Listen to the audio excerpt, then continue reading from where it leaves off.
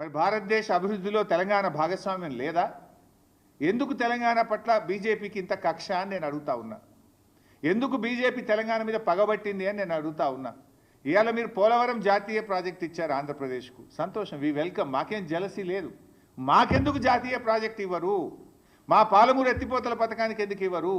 మా కాళేశ్వరంకి ఎందుకు ఇవ్వరు? మా సీతారామ ప్రాజెక్టుకి ఎందుకు ఇవ్వరు? ఆంధ్రప్రదేశ్కి ఆల్రెడీ పోలవరం జాతీయ ప్రాజెక్ట్ ఇచ్చారు.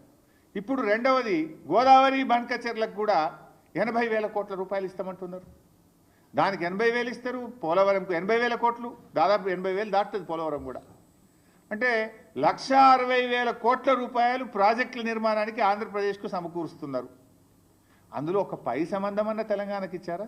1%, 1,600 కోట్లని ఇచ్చారా అని అడుగుతా ఉన్నా నేను. ఇయ్యనప్పుడు 8 ఎంపీలు బీజేపీ గెలిచి ఏం ప్రయోజనం? 2 కేంద్ర మంత్రులు ఈ రాష్ట్రం నుంచి ఉండి ఏం ప్రయోజనం? మీరున్నది పదవులు అనుభవించడానికా, ప్రజలకు సేవ చేయడానికా?